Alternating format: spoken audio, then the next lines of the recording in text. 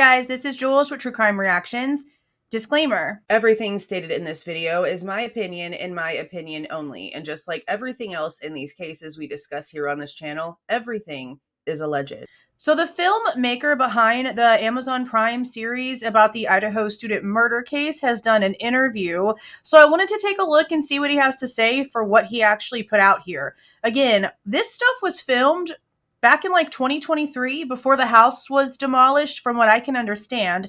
It seems like they held on to these clips for 2 years with some sort of strategic plan to post all of this literally a week and a half or so before the jury selection for the trial was supposed to start. Now, again, the information regarding this was filmed 2 years or so ago, and they chose to hold on to it. That's weird. On top of that, a lot of information that were in these 4 episodes goes against the court documents. It goes against the facts that were presented by all 3 sides. And I say all 3 because Judge Hippler, the one that ended up taking over whenever everything was switched over to Ada County over in Boise, has put a lot of really strange, contradictorial information in his orders that honestly also goes against the state's own evidence. We've talked about all of those things with all of the receipts here on this channel. So again, let's go ahead and see what this So-Say filmmaker has to say for this, honestly, incorrect docu-series. This is such a powerful series. Why were you motivated to focus on this? Hold up. It was emotional. It was good to hear more about the victim's actual life being talked about. It was good to see real emotions and real memories from some of these people. But let's not forget how inaccurate the actual facts were here. And that's not an opinion. Those are things that are based on actual facts. This case. I've started following the case with, much of the general public right when it happened. In the media? Or have you been listening to hearings and actually reading court documents? Because it's extremely easy to tell what the answer to that actually is. I have 2 children of my own, so it certainly hit close to home for me. It wasn't until the arrest was made and we could sort of start to see the contours of what the story was that I ended up reaching out to the Chapin family, which was in the spring of 20. Why, out of all 4 families, plus the Kohbergers, why is it that you reached out to the Chapins? 2023. And that was really where this journey began for Liz Garbus and I. Well, the Chapin family, their son Ethan died, along with the 3 girls as well. The Chapin family, it's you focus more on the lives of the victims versus, Bryan Kohberger. Which is fine. Like I said, I was glad to see a sort of like change in perspective. But whenever you're coming with this change of perspective, it doesn't mean that that gives you the right to not be factually accurate. So just because you wanted to make it more about them than the case itself doesn't give you like a go ahead to just put a bunch of false information out there. You can do both. Someone should try it. Suspect. Yeah, and that was a very conscious choice from the beginning. I mean, we were most interested in understanding what it's like inside the eye of the hurricane. I guess that's the best way I can describe it. This case has well, apparently you ride out the hurricane in the basement. So much media attention and so much social media scrutiny. And it seemed like the stories that were not being told were the stories of the people that actually lived through this. It's funny how he says social media scrutiny. Honey, do you think that the people watching at home, not online, but through their cable TV or whatever, aren't making the same judgments in their heads that we're out here typing or putting on camera? Because they are. There's a lot wrong in this case. No one's going to change my mind about it. Even if we do end up getting some sort of actual confession from Bryan Kohberger that actually lays out proof and facts that he was the one involved, there's way too much bullshit that happened with some of these families. That's why we here on this channel are victims first, not the people that are left behind that can do whatever they want to do with no repercussions because the person it's all in the name of is not here to speak for themselves. in case that message was lost somewhere. Obviously, when you make a documentary, that is the hardest access to get, but also the most important access to get. So how is it hard to get whenever they're willing to talk to everybody? Like, the Chapins sit here and pretend like they don't want to talk to anyone. They don't want to do interviews. But she writes a book and goes and does an interview with Jacob from Twilight and his new Bella. And then she goes to CrimeCon. And they send their kids back to U of I. Because, you know, they couldn't have gotten a degree literally anywhere else, right? that's why I decided to start with reaching out to the Chapin family first. Talk about the challenges of filming this, because it was a complicated story and things didn't quite make sense all the time. You had 4 roommates killed, 2 were survived. Yeah, so to your point, it is a complicated story, certainly. And you complicated it more by making sure that you didn't add any actual facts. All of the false statements, all the incorrect timestamps, that didn't help uncomplicate things.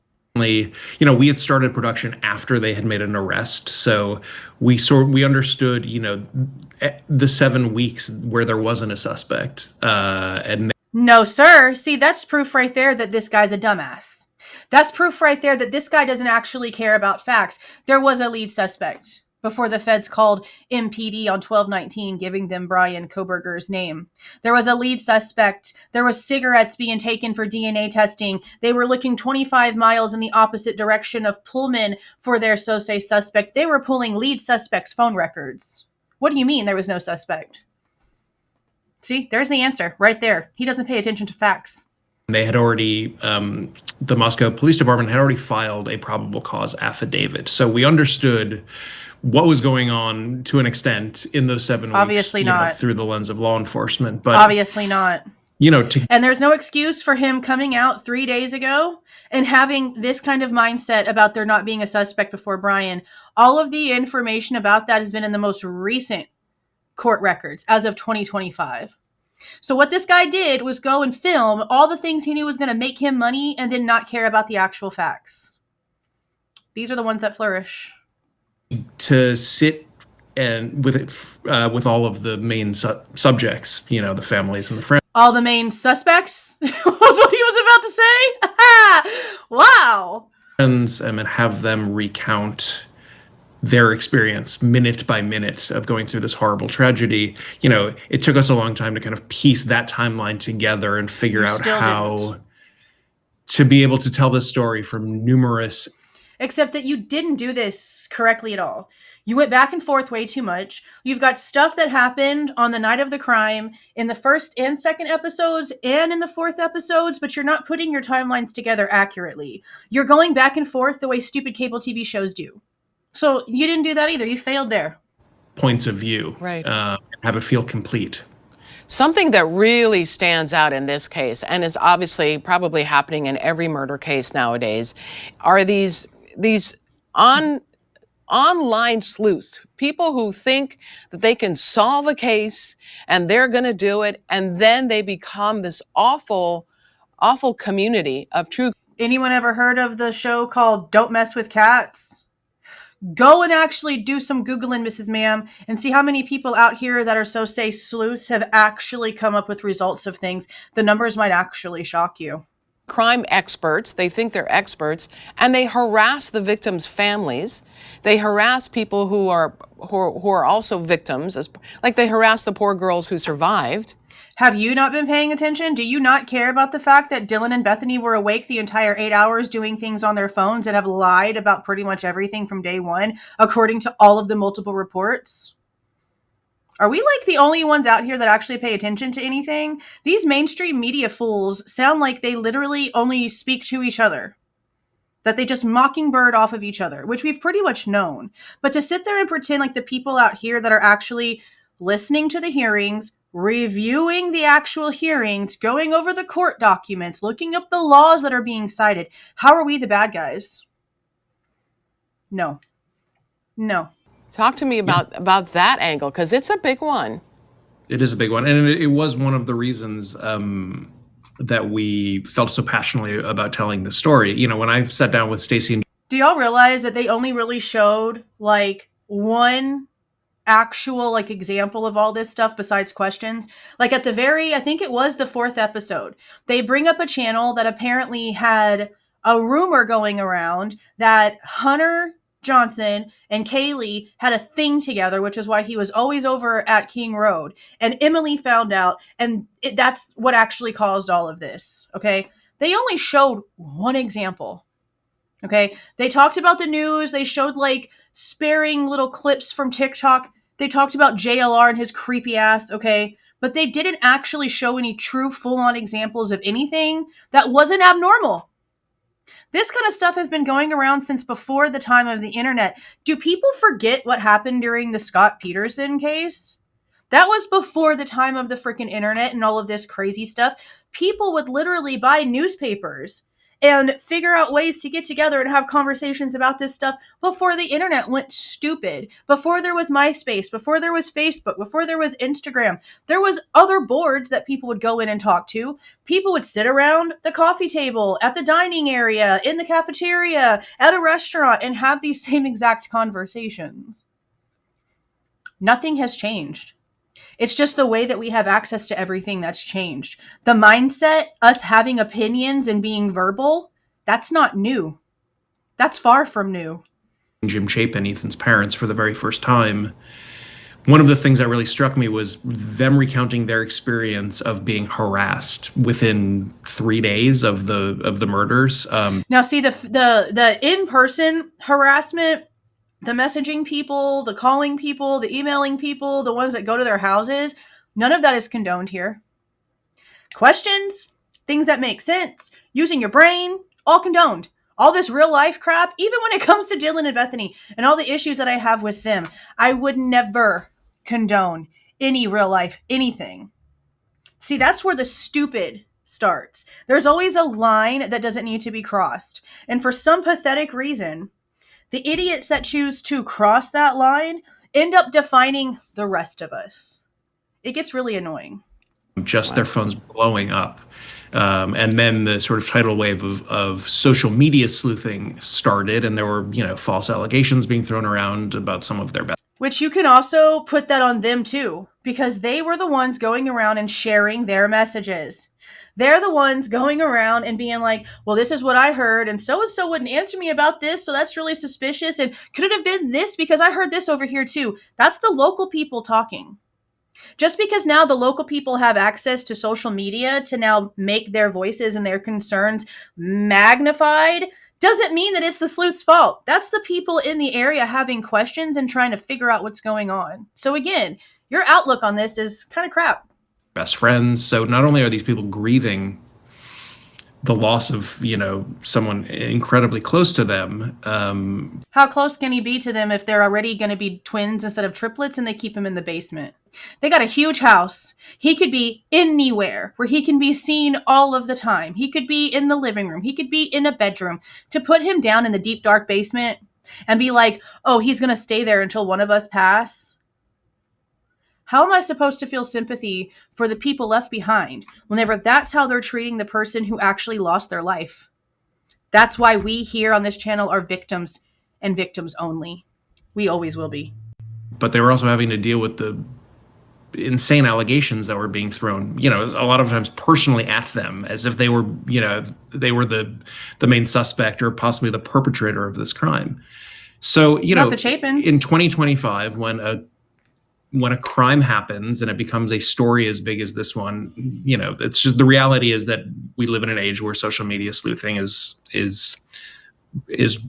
quite prevalent. And you wouldn't have a job, sir, if it wasn't. No one would care about your docu-series on Amazon Prime, literal internet-based situation, if it wasn't for people like us. No one would have watched your documentary if it wasn't for people like us. It's amazing how so many of these people come out and talk all of this about the actual people who are feeding their pockets. Okay, that docuseries would have gotten 10% of the views that it did because of how Prime Days just handled it. Okay, I'm not trying to act like I know better. Okay, but let's pay attention to the context. Jeff Bezos unloaded like, I don't even know how many millions and millions of dollars of Amazon shares. And then their Prime Day sales were down like over 40%. Hardly anyone gives a damn about Amazon anymore. So if it wasn't for us, given all of that context, he would have made 10% of the amount of money that he actually did publishing this. So again, the fact he's out here doing this whenever we're the reason why he even made a paycheck, wild. I'm not going to sit here and bash, that aspect of it. But and you did. Certainly in cases prior to this one, some aspect of social media sleuthing actually helped move the needle in solving a case. Oh, look at that. So it's only good whenever it doesn't affect you, but whenever you don't like how the outcome is, suddenly it's a negative. No, let's not be hypocritical. In this particular crime, it didn't. Yeah. And it really created a tremendous amount of noise, both for the families and also for law. Noise? Probably because we have no answers. Probably because we still have idiots like you coming out 2 years after filming and throwing all kinds of false information out there that contradicts the court record, that contradicts the actual evidence. You are the problem, not the ones out here asking questions and wanting verification, proof, and receipts for what's being said. How are we the bad guys? I'll never understand that mindset. Enforcement, to be honest. Yeah. Like, as far as them needing to focus their energies on just sort of quelling a lot of the rumors that were flying around as opposed to actually investigating this case. So they didn't investigate this case. Unless they did, and they were actually like really targeting on the right person, and all of a sudden the feds were like, nah, because that's kind of what happened here. Again, unlike what this idiot actually said, there was a lead suspect. There was a lead suspect, literally labeled the lead suspect. So what do you mean? There was an investigation. But when it came to what happened with Kohberger, they put all of their investigation off to the side and became puppets with the FBI's hands up their butts. That's exactly what happened. Prove me wrong. Somebody please prove me wrong. It was really problematic. And, one of the things we hope people will take away from the series is that the lies? It's not a game, this online sleuthing aspect, especially in a case You know what's not a game? You sitting there and publishing something on a multi-bazillion-dollar platform that's full of a bunch of contradictory and incorrect statements. Real life isn't a game, so maybe try being accurate. That'd be really great. Like this, especially when people's livelihoods are being compromised by this. Their names are being thrown. So maybe try getting something right. Maybe try putting facts out there. This guy's never read a single court document, and it shows. Around. It's not a game, and there's a real human toll to pay for something like this. So, we hope that... Why do you think so many of us are mad that there's so many lies and inconsistencies? Why do you think so many of us are still here wanting facts? You're not telling us anything that we don't already know. You just don't like the fact that we're telling you that you're wrong. Crimes in the future, they'll get the social media attention that this one got. Hopefully it might go a different way. Yeah. Bryan Kohberger admitted his guilt. I know a lot of people are upset that it didn't go all the way to the death penalty, but some families are okay with that. We still don't really know why. We don't really know anything. That little yes is not a confession. They should have made him answer real things. Like, where's the clothes you had on? Why was there nothing in your car? How did you clean it out? Where's the weapon? But no, let's just forget all those things, right? We don't really know why. We have a lot of confidence in the theory we pose as to why this happened. Of course you do. But, without... But honestly, if you really think back to the entire series, what theory did they really have? They focused on Ethan and Xana and basically just told us all the ways that the Chapins just sort of like helped cover crap up, if you want to be so for real. But when it comes to a true-on theory, I can't even think in my brain what it was that they tried to say their theory actually was, because they showed nothing that was concrete about literally anything. Okay. the process of discovering being made public through the trial, we don't know for sure. But there are a lot of aspects to when the discovery comes out, you're not going to read it. And whenever all of the discovery does come out, are you going to actually sit down and look at it yourself?